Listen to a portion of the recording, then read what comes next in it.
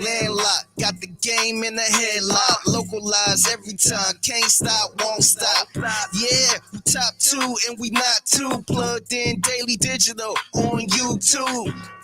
We got taste for days, opinions to give, we got takeaways. If it's up, then it's up. We number one. You don't need to try your luck. Welcome to the Locker Room, number one source for Texans daily digital content. I'm Landry Locker. You can hear me Monday through Friday, 10 to 2 on Sports Radio 6. And that's 10 to 2 Central. And the Odyssey app. Appreciate you for coming through. Whether you're here for the first time or you're here on the reg or you're a Texans fan or you're not, this is the number one place to get the pulse of what's going on with the Houston Texans. And quite frankly, today at about 3 o'clock, it became a lot more difficult to grasp what the hell is going on with this Texan squad. This is supposed to be a day of clarity. Instead, I got more questions now than I had 24 hours ago. I don't know about you. Be sure to like, subscribe, comment. I like to read the comments aloud. If they're in the flow, they will go in the flow. If they're good and there's something I can get to a little bit later, we will get to those as well. And right off the top, Tiff talking about the offensive line. The Texans need some help on the offensive line, and I cannot I cannot agree any more than that when it comes to the offensive line. The offensive line, like as much as things change, as much as you feel good about some stuff with the Texans and with the offensive line, the interior offensive line, more of a question now than it was heading into the offseason. And it was a huge question then. Nick Caserio going to speak at 9:30. I just really wonder when Nick Caserio he speaks on the way in which he evaluates interior offensive linemen, because not only did we have the Kenyon Green situation, which we'll get to in a little bit, but they made a trade that basically just had them getting roasted on the internet. And Bevo McSlapnuts, 100% accurate, by the way. I was changing a diaper. That's why I was 2.5 minutes late. That's 100% accurate. I went downstairs, I poured up, and then wifey said, "Hey, the baby's got something for you." And it was a diaper. I just had my daughter 2 Fridays ago. So Bevo McSlapnuts, you called the hell out of that. So that is 100% true. And we'll get more into that as the day goes on, as everything goes through the show. But let's talk about the big news. We'll get to the 53 and we'll go down the 53. So Kenyon Green is going to spend the entire season on injured reserve.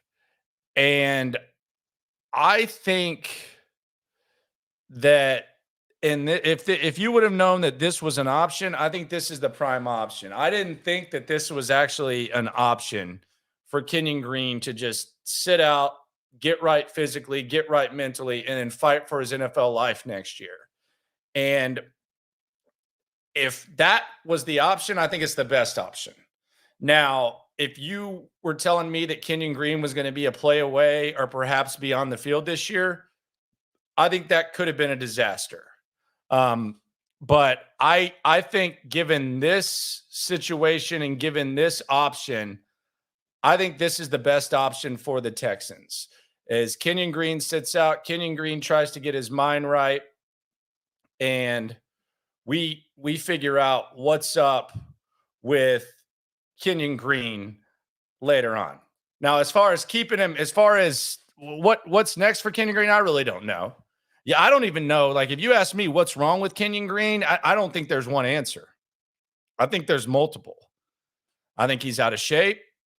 I think maybe the mental toll that everything's taken on him is there, and I think he's probably a little bit banged up. But I think that can all be connected. So I think this is the best option, but it does bring up more questions when it comes to the left guard position, because naturally you assumed that Michael Dieter, who started the final preseason game at left guard, was going to be the starting left guard. Well, one of the pieces of news today, Michael Dieter was released. Now, Michael Dieter is not the end-all be-all. Looked better than Kenyon Green, though. He was a special teamer last year, didn't even play an offensive snap, I don't believe. So they released Michael Dieter. So the notion that Michael Dieter would be the starting left guard, that's gone. Texans also made a trade today, and I don't think that I have seen, outside of obvious moves, like when you trade for the Clowney trade and then obviously the DeAndre Hopkins trade, I don't think I've seen the Texans get roasted as much as they did for the trade that they made today. And you traded a 6th round pick for a guy named Kendrick Green from the Pittsburgh Steelers. Now, 2 years ago, he was a center. I think he started a dozen games. Last year, they moved him to guard. He was on the active roster, but he was never active on game day. And then this year, he was basically the punching bag for Steelers fans and was even lining up at fullback. Now, I don't know, maybe a change of scenery makes sense for this guy and he ends up being good. But if you listen to what Ben Roethlisberger said about him a couple of weeks ago and you listen to what Steeler fans have been saying about him now for a couple of years, you would think that the Texans traded for a worse version of Kenyon Green. We'll see. Now, is that going to be the answer?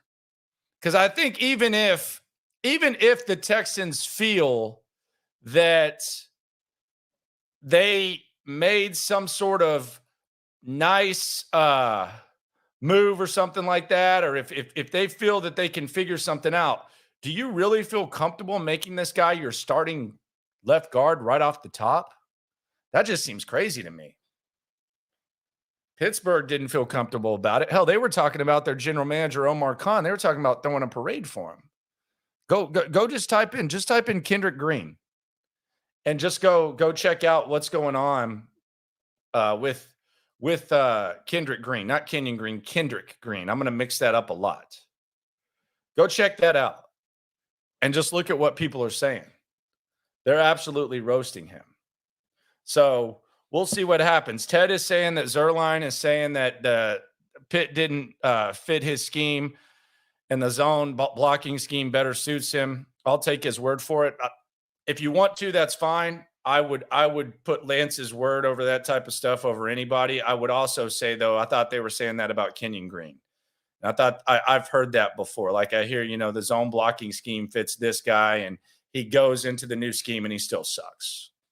So maybe that's the case. If you're going to take anyone's word for it, I would take Lance's word for it. But I've heard that about a lot of guys many times where they suck in a certain place. You say that the scheme fits them better. They go to the next scheme and they suck. We'll see. We'll see what happens. I kind of feel like Pittsburgh has a decent grasp of scheme. So when they drafted him, I'm assuming that they thought that he fit their scheme. I don't think they just blindfolded themselves and drafted him and brought him in. So who knows? We will see what happens. And Jacob, right on cue, you're where I'm at. Because I very much wonder if this is a possibility. Could Titus Howard end up going back to guard? Now, I don't want this. I have hated the musical chairs that Titus Howard has played since they drafted him in the first round. You thought he was your left tackle of the future. You do that whole Matt Khalil crap. Then he's at right tackle. Then you're moving him to guard. You even did it last year. We thought the musical chairs was gone. You paid him like an elite right tackle. But if the goal is to put the best offensive line together, there's a couple of questions that you ask when you say this. Number one, is there a better guard on the roster outside of maybe Shaq Mason than Titus Howard? The answer is no at this point. No matter what you think about this Green guy, Kendrick Green, I say the answer is no. I don't think Jared Patterson's there either yet. kind of a developmental type of guy. So the answer is no. The other thing is you look at the depth and you look at the offensive linemen that they kept. They traded for a couple of guys, and they brought in a couple of guys, I should say. They brought in Fant and they brought in Jones, who are good backup tackles. Now, some people have asked, well, can Jones move to guard? I don't know. I've seen him play tackle. So I don't think Jones is a guard. I don't think that's the ideal spot for him. I think he's a tackle. I think Fant's a tackle. I think Fant is a decent backup swing tackle. So if you're trying to put your best offensive line out there, do we see a situation where Titus Howard goes back to guard? Again, it sucks. It absolutely sucks, but it doesn't suck as much as you drafting someone in the top 20 to play guard and the guy can't play. And Kenyon Green right now can't play. We can be as nice as we want. We can give him the kid gloves because he's from Houston. We can sit here and say, it might be mental. You can say, let the guy develop. Come on.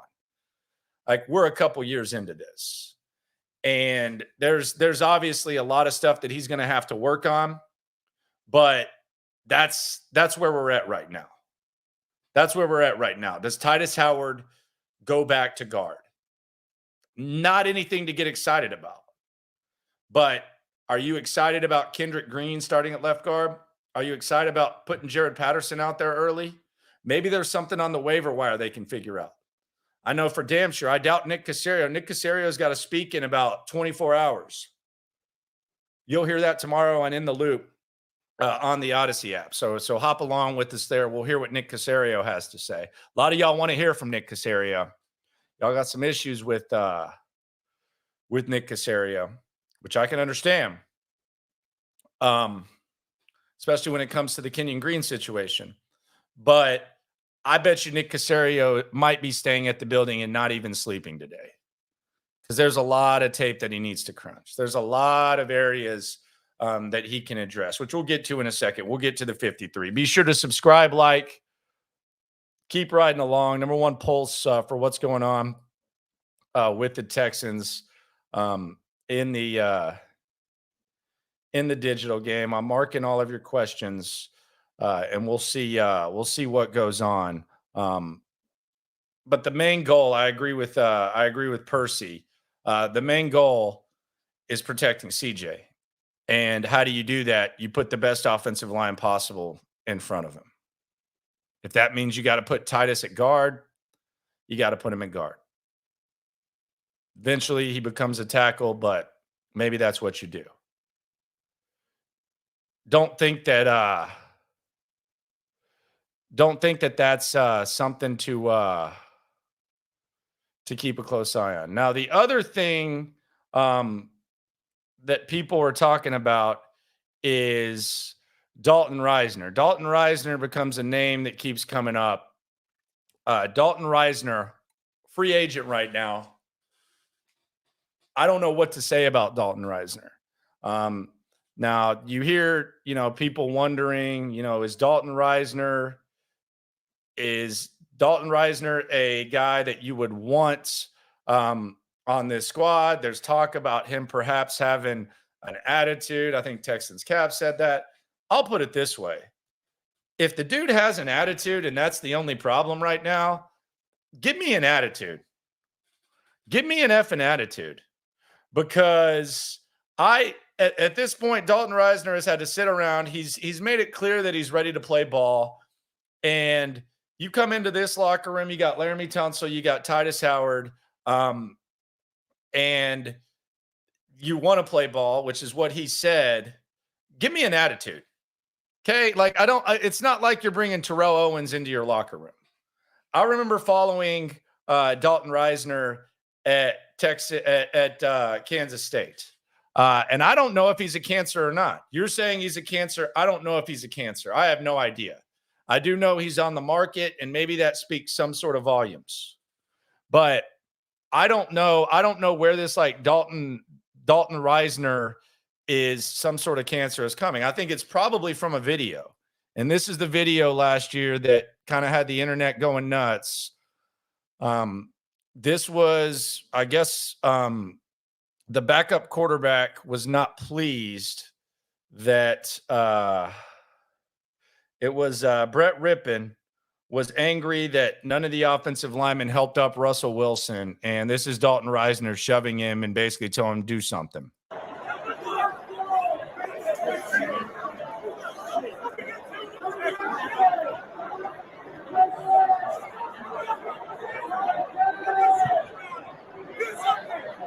You hear me yelling, do something, Brett.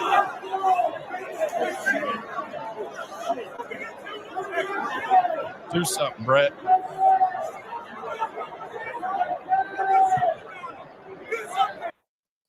All right. I mean, that's not ideal, but I mean, look, Denver was a disaster last year. That's got to be a little bit frustrating. And look, the other thing is this is not the start of the offseason. At the start of the offseason, it might not have made sense to bring in Dalton Reisner. It might not have made sense to bring him back or to bring him in. Desperate times call for desperate measures. And whenever your career kind of flashes in front of you, sometimes you kind of flip the switch a little bit. So we'll see what happens with the Dalton Reisner thing. It's a name that won't go away. The left guard situation, though, a little bit off. Some of y'all like that. Some of y'all want to bring him in just because he could do that. But Denver was a disaster last year. They had Nathaniel Hackett as coach. Russell Wilson had his own personal coach walking around with him. That's a reason that they have a new coach right now. That's a reason Russell Wilson is in the situation he's in. So I don't know. Maybe it makes sense. Maybe it doesn't. I can promise you they've talked about it.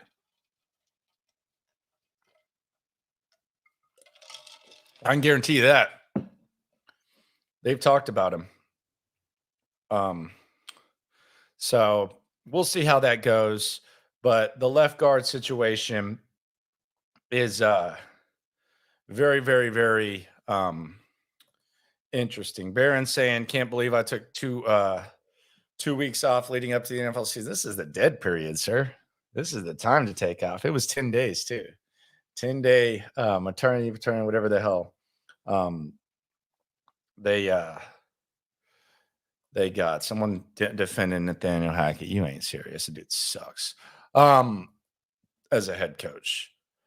So we have the Kenyon Green situation. We have Michael Dieter being released. We have the trade for the sixth rounder for Kendrick Green that led to the roasting of Nick Caserio. And we have the question, could Titus Howard go back to playing card? Let's go through the 53 and what Nick Caserio and D'Amico Ryans decided to do.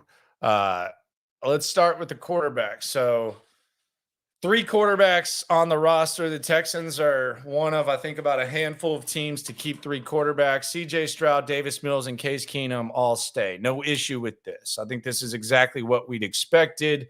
I think Case Keenum is a resource. He provides good resources for the quarterback, and if an emergency happens, you could do a lot worse than Case Keenum. So no issues with the quarterbacks. Running backs, 4 running backs kept. So we knew Pierce was here. We knew Singletary. Mike Boone kind of played his way into RB3, and they're keeping Dare. Keep an eye on Dare. I don't know that Dare hangs around the whole time. I mean, is he really that good at special teams? Like, it's like almost like poor man's Alfred Blue vibes, with Dare at this point. Like, is he that valuable on special teams to where you have to keep the 4 backs? Maybe so. I don't know. 4 running backs, all right, but I just feel like you can. I feel like you can figure out something when it comes to the running backs to where you can upgrade from Dare. Maybe. I don't know. The good thing is last year the running back situation was so bad that you were almost begging for Dare to get carries. At least now you're just wondering, why is this guy on the team? So I guess that's That's some progress. Then you have the fullback, Andrew Beck. He's staying. He can also play tight end. So Andrew Beck is safe. We'll get to the tight ends in a sec. A lot of you already got a lot to say about that. So the fullback, you have 1, running back 4. Wide receiver, we knew this was coming. Robert Woods, Nico Collins, Tank Dell, Noah Brown, John Mechie, and Xavier Hutchinson. I don't know how Mechie fits in this with how these wide receivers are currently laid out. I don't know how Mechie fits in. I don't know what he does. I don't know what he provides. We'll see what happens when it comes to what Mechie does, but good for him for making the roster. I think it's kind of be, next year is a situation where, we see Mechie kind of fighting for his spot on this roster, and he might actually start, camp on the outside looking in. But we'll see. There's talent there, and there's obvious adversity. Now we get to the tight ends, and this is where people get really mad. Brevin Jordan makes the team despite not doing anything. Now, I do wonder if Brevin Jordan hangs around or if maybe they try to upgrade that spot. I saw someone say something bad about Tegan Quitoriano, and I think Quitoriano's good.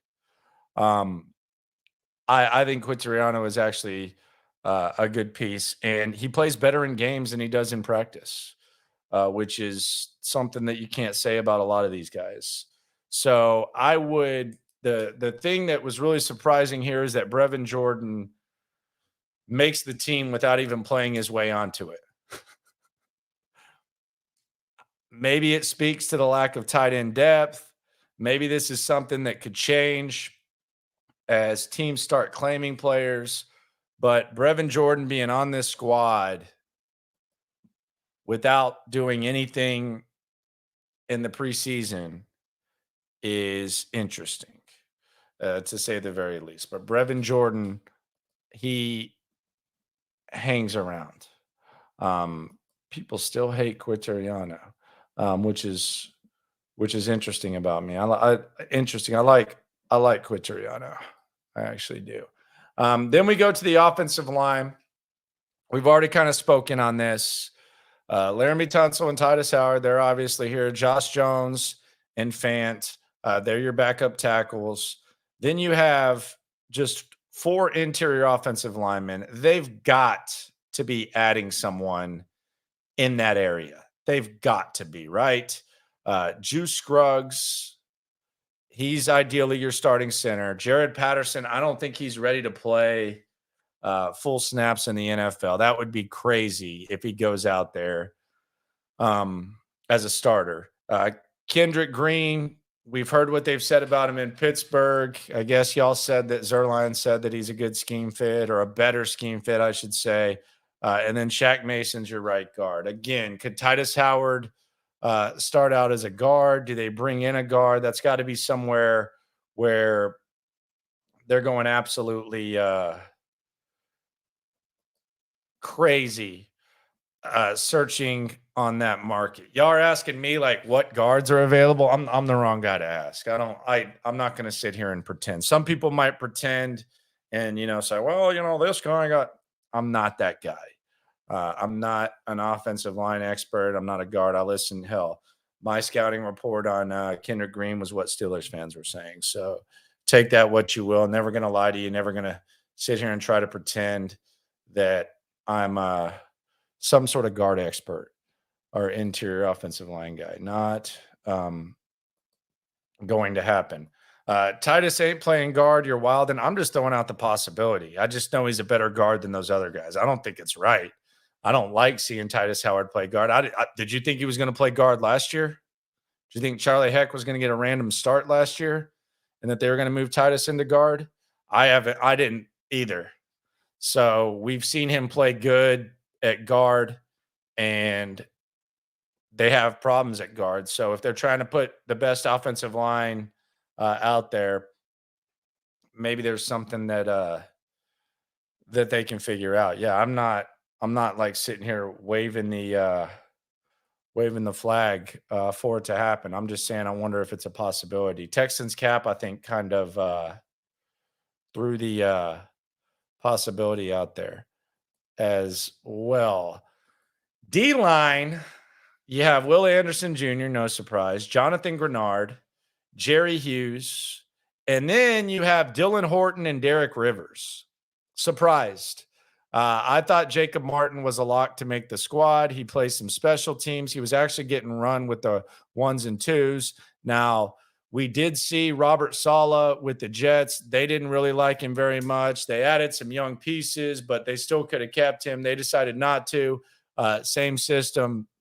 Texans let him go. But I thought Jacob Martin actually was decent in camp, and I like him better than Derek Rivers. I don't know what's up with this Derek Rivers guy.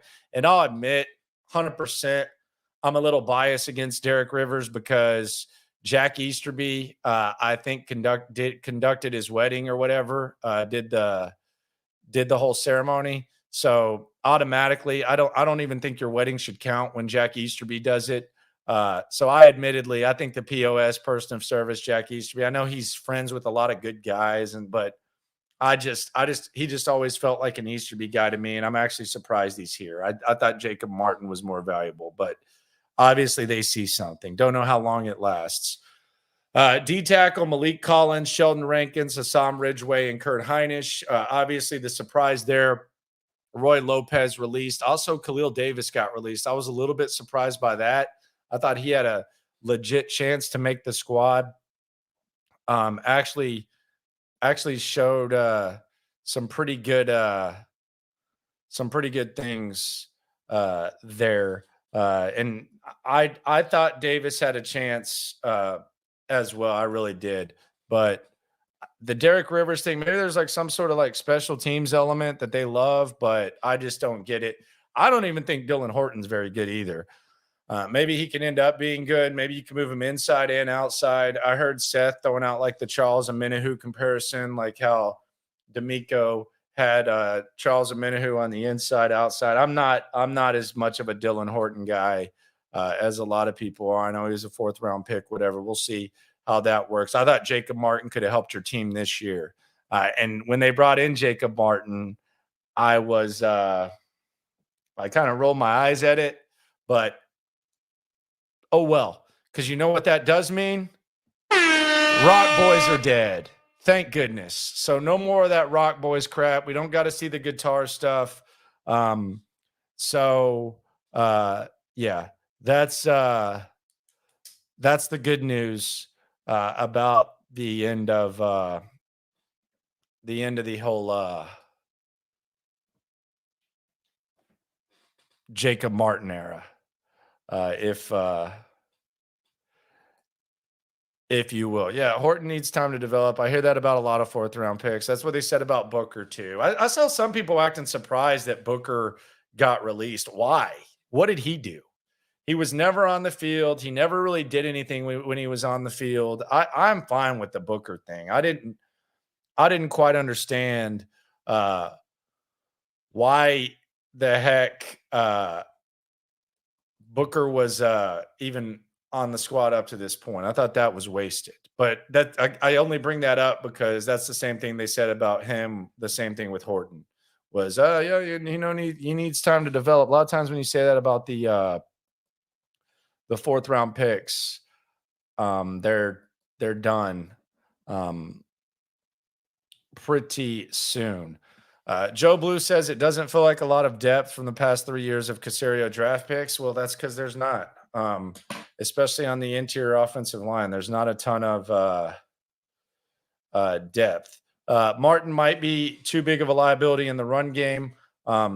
He's not a 3-down guy anymore, though. Like when we saw him in, 19 and 20, yeah, they tried to play him as a 3-down guy. I think I thought Jacob Martin was just a, passing situation type of guy that comes in there and brings the juice. But yeah, if you're asking Jacob Martin to be a 3-down guy, yeah, that's not ideal.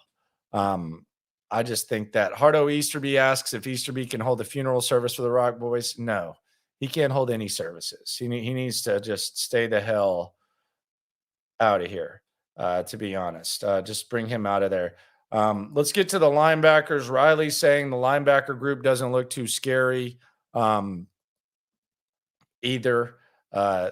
Not a fan of what's going on with the linebackers, or in the life of Colby says that. Let's look at the linebackers. You kept 6. Denzel Perriman, Jake Hansen, Umbop, Henry To'o, Christian Harris, Blake Cashman, Neville Hewitt. I mean, I don't hate it.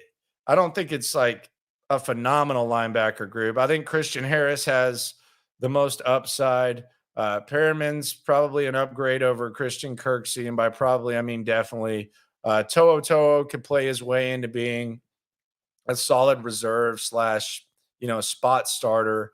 Cashman, underrated athleticism, clear upgrade over Kirksey. Hewitt, I think he played his way onto this team in special teams. He had, I think it was preseason game 2, where he had a couple of tackles on special teams, consecutive, I think, on the kickoff.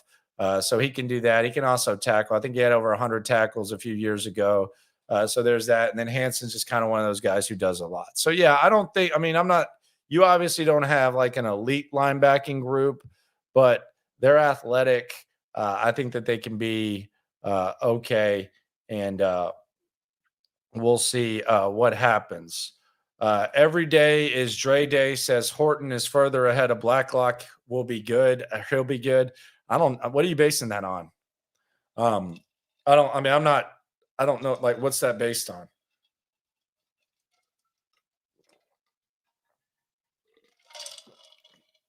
So I think Blacklock actually got some snaps. I don't know how many snaps Horton's going to get. I mean, I think it's unfair to even put those two in the same sentence just because they both went to TCU. Blacklock was a second-round pick. It was the only second-round pick you had. You passed on Trevon Diggs. You passed on Jonathan Taylor. You passed on Antoine Winfield. You passed on a lot of guys with that pick. Horton's a day 3 guy. I don't even think that that would be a thing. I can't believe we're even do this. Jacob says you're too hard on Eastery. As a chaplain, he was one of the best in the league, led the league in LP and PPH, low profanity and players per hour. Okay, you were joking. Yeah, he used that to get into the thing. Okay, there you go. I like that. That's actually a good one. I was like, man, what are we doing here defending Jack? DBs, so you kept 10. Got rid of Desmond King. That was obviously one of the big surprises. You kept Stingley. You kept Steven Nelson. Very solid. Tavier Thomas, going to be your slot corner. Solid. Shaq Griffin, depth guy. Solid. Hallman, okay. Jimmy Ward, Jalen Petrie, solid. Graylin Arnold, MJ Stewart, Eric Murray. I actually very much like those reserve safeties. And I like Eric Murray as a reserve guy. Do wonder, how you feel about the cornerback situation. They got rid of Dantzler. I know some people didn't like that. But I think you're straight at DB. Like when we're actually looking at this, I would say DL, DB looks solid. Linebacker, okay. Good if you compare it to last year. Okay if you compare it to what you want like an elite to really, really good linebacking group to look like, because I think you only have one guy who has like high upside, and that's Christian Harris. But at DB, you have a little bit more upside than that. And then, of course, the special teams, Cam Johnston at punter, Kaimi Fairbairn at kicker, John Weeks at the long snapper. So that's the 53. I'm very intrigued to see what they do on the waiver wire, because if we're looking at the areas of concern, let's just go through and say where you're straight, where you're good. I think you're good at quarterback. Nothing to see here. You're good. Davis Mills is a good backup. CJ Stroud, you hope, is a good quarterback. He's going to be a rookie. You're going to go with him. And very few teams have a better emergency quarterback than Case Keenum that can be a resource to both those guys. So quarterback, check. W. Running back, I think you're good 1 through 3. I don't understand the point of Dare. at this point. But as far as running back, assuming health and stuff, I think you're good. I don't think that's like a high area of concern. So moderate W. Fullback, most teams don't even keep fullbacks. So Andrew Beck, the fact he can play tight end, I think you're okay there. You're obviously not going to go get another one. Wide receiver, even if you don't feel good about it, this is going to be something where if they're going to significantly improve it, it's going to be in the offseason. It's going to be like, when Trevor Lawrence got his go-to guy in year 2, and same with Joe Burrow. Who knows what Tank Dell can be? A lot of people are really excited about it. I think Tank Dell is going to be an underrated piece. I think you should draft him late in your fantasy draft. I did. It was like the 11th or 12th round. Nico, kind of a one-trick pony, but good tricks. And then Robert Woods, Noah Brown, kind of the guys that are going to be handling things, doing a lot of the dirty work. And then Hutchinson, special teams, John Mechie. Don't know what he really does this year, but I'm not going to sit here and say you have a great wide receiver room. I just don't know that there's like a lot of opportunity to improve the wide receiver room. If that makes sense, like there is in all of these other areas. The next area of concern or lack thereof is tight end. This is a polarizing position, tight end. A lot of people on the text line, like on In the Loop on Sports Radio 16. By the way, be sure to like the video. Do me a favor, like the video. And be sure to download that Odyssey app right along with us tomorrow. We'll hear Nick Caserio. Dalton Schultz, I don't think too many people can complain about him being your starting tight end. And then you got Brevin Jordan and Tegan Quintariano. I admittedly like Quintariano more than a lot of people. I think you got to factor in Beck as kind of a reserve tight end, but man, it's not amazing. I'm confused by Brevin Jordan still being here. I'll be honest. I don't know what they see. I don't know if this is going to last, but the tight end group, you got to wonder if you can improve that in some way, shape, or form. Maybe so, maybe not. O-line, interior, left guard is a disaster. If Kendrick Green ends up being a solid guard, then you're going to have to give Nick Caserio some props for being able to see what a lot of people couldn't see. I wouldn't significantly bet on Kendrick Green going out there without having a few problems. If Jared Patterson is your starting guard or center right off the top, there's going to be inevitable struggles there. And then I think you're fine with Juice at center. Got to figure out some growing pains. But the one thing I don't like is I think a lot of times a guard or a center benefits from having, good guards next to him. And if you're struggling at that position, I just wonder how that negatively impacts the center. So left guard, they've got to be, and maybe Dalton Reisner, who we brought up earlier. Dalton Reisner, 62 starts in 4 seasons with the Broncos.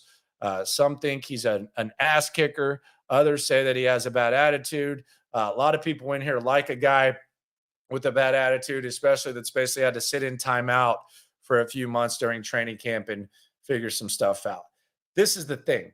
Beggars can't be choosers. You can't nitpick in this situation. Like Dalton Reisner, maybe if you would have asked them 4 months ago, let's look at this guy, wouldn't have made sense. But in this situation, it's kind of about adjusting. And I'll use another Dalton as an example. I don't think the Texans went into free agency saying, hey, we're going to target Dalton Schultz. I think they kind of let the market play out. Eventually, they brought in the guy for the bargain because the market spoke. They brought him in for damn near $10 million, and they ended up getting – could you imagine if they hadn't brought in Dalton Schultz, how we'd feel about that tight end position? I'll just put it that way. But they kind of let the market play out, and then what may not have made sense or may not have been their original plan, they ended up practicing and put into practice. And maybe that's the case with Dalton Reisner. But I can guarantee you one thing. They've at least had this discussion because left guard's obviously a big area of concern, and Dalton Reisner is one of the most prominent names out there. So that's where they're at. He does say that he's ready to play. It's a matter of whether or not he makes the he makes sense, and whether or not they think, someone on this roster or someone that they bring in can be that. But left guard, huge area of concern. D-line, I think you're straight. Now, I thought that Jacob Martin would have made sense. You're not 4 deep. Like Dylan Horton and Derek Rivers, very, very moderate there. But I think between Will Anderson, Grenard, and Hughes, you got a good 3-man rotation. And then at D tackle, Malik Collins, I think he's a sleeper this year. Sheldon Rankins, they gave him a lot of money. He's flashed. And then you have Ridgeway and Heinisch. So you're okay there. Not desperate, but not something you completely ignore. Linebacker, it's not awesome. It's not terrible, though. It's better than it's been, but phenomenal. Don't know. There is some upside with Christian Harris and Toa. We'll see how that plays out. But maybe the D-line and the secondary can make it easier for the linebackers to where they're not asked to do as much. DB, cornerback, you're straight. You cut Desmond King, which might seem crazy, but when you look at what they got with Tavier Thomas and Shaq Griffin, along with what Jimmy Ward can do and how versatile he is, and some of their other safeties that can do other things, I think it could be worse. I think the Desmond King cut, while it's surprising, I think it's also kind of symbolic of where they are and how far they've come when it comes to DB. Special teams, Cam Johnston, Kaimi Fairbairn, John Weeks, obviously not going anywhere. They released the punter, so we'll see what happens there. So let's get to the questions before I get out of here. Appreciate everyone for rolling through. A lot of questions coming in, and I'll get to those right now. Devin, appreciate you. Might lose Bad Green and get another Bad Green. Yes, and both their names start with K, and it's going to confuse a hell of a lot of people. VC says Derek Rivers should not have made the initial 53-man roster. Not going to lie, I was a little bit surprised by it. I thought Jacob Martin would be kept over him. Zombie says he wishes they would have kept Dieter. It's strange that the guy that you start at guard in the final preseason game to protect your number 2 overall pick does a decent job. I would say a pretty good job, a better job than the backup that was starting before, and then you get rid of him. I thought that was an interesting move that kind of made you raise the eyebrows a little bit. Rick says, with the Juice Green Patterson situation, I'm surprised they cut Dieter. Preach. We said that as well. Mike says, can I please get a Green update? I have concerns. He's on IR for the remainder of the season. So that's where he's at. He says his concern is for his mental health and care. Yeah. I mean, maybe there's something mental. Like, I mean, it's got to be mentally draining to have stuff that you did at such a high level and so easy for so many years become difficult. Naturally, you go through some mental obstacles there. So yeah, he's going to have to work on every area of his game for the next year or so. VC, not alone. He says, got to grab Dalton Reisner. McSlapnuts, how is Brevin Jordan still on the roster? Don't know. Nick, do you think they were hiding Tank Dell for that final preseason game? Maybe. I think you'd seen enough from Tank Dell. Didn't really need to see him in the final preseason game.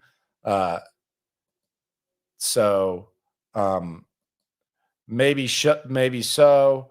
They should have cut Brevin Jordan. Another one. Fizzle's got gas. Was Dalton Reisner a locker room cancer because of the situation? I feel like D'Amico could handle it. Yeah, I mean, if I don't know how a guard like Dalton Reisner becomes a locker room cancer. I feel like the word cancer might be being used a little bit too loosely, but who knows? I don't know. I do know that guys can change in good atmospheres. I think this is a good atmosphere to get the most of someone.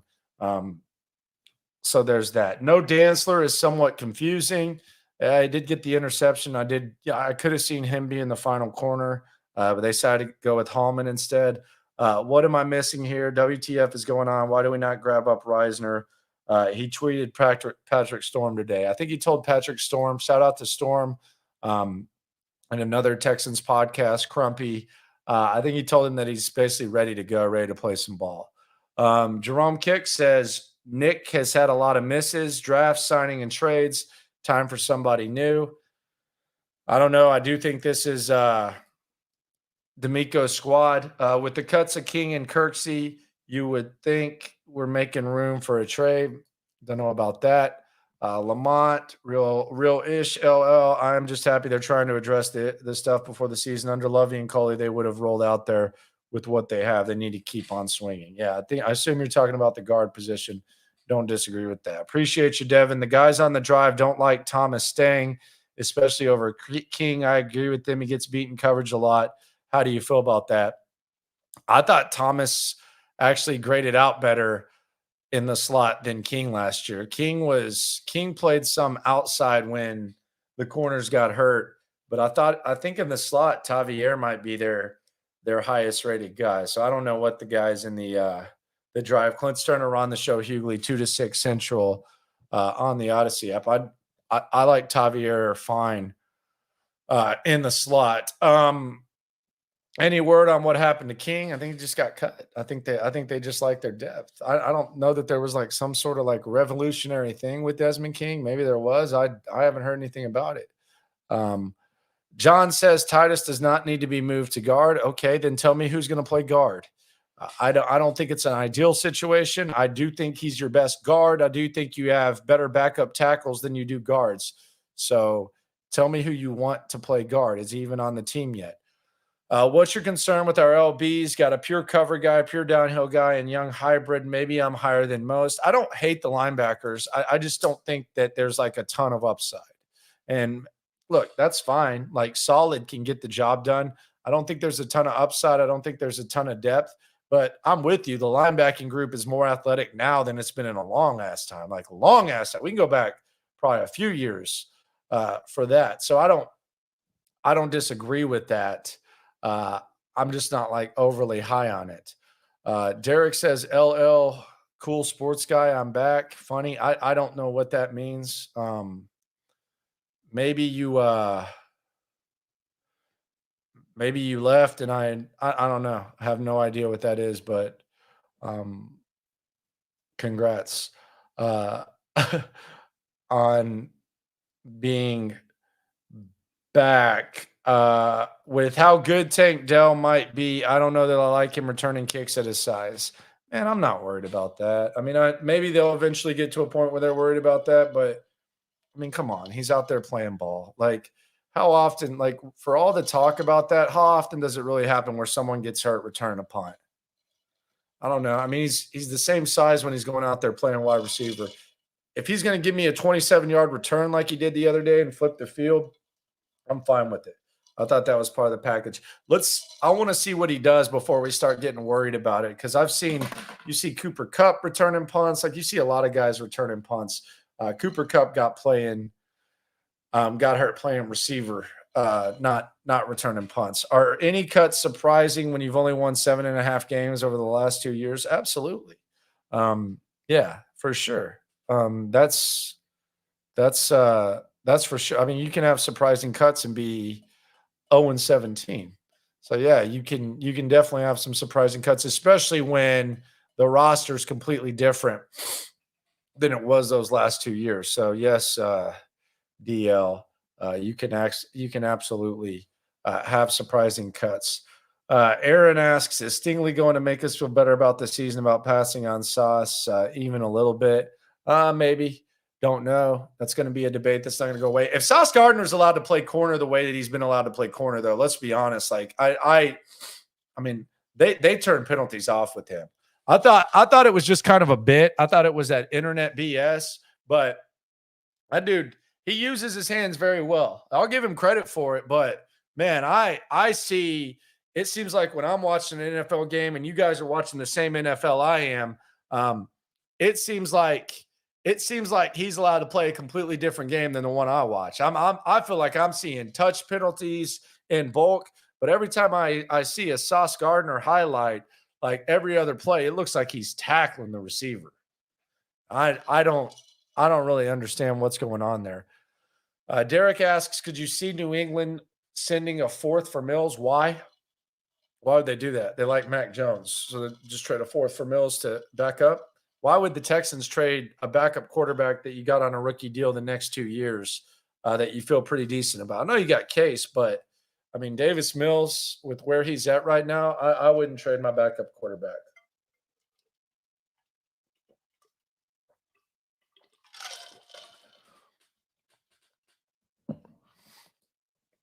How many signings will the Texans get off waivers? A few.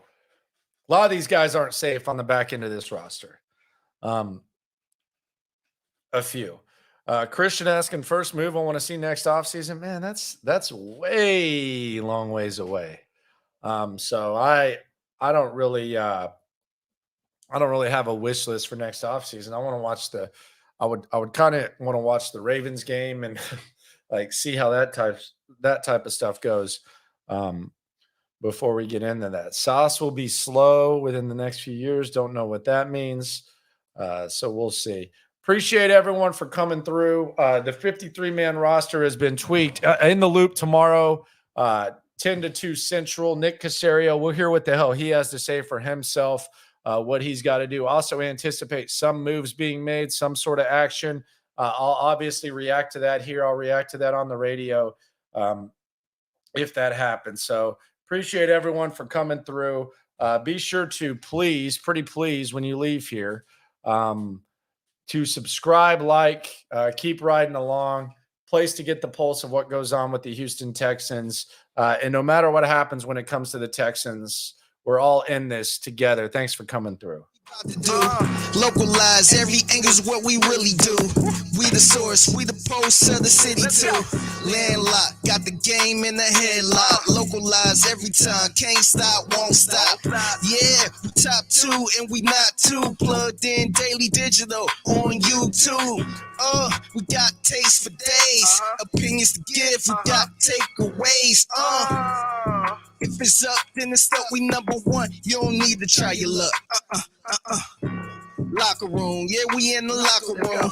Texas talk, yeah, you know what we about to do. Localize every angle's what we really do. We the source, we the pulse of the city too.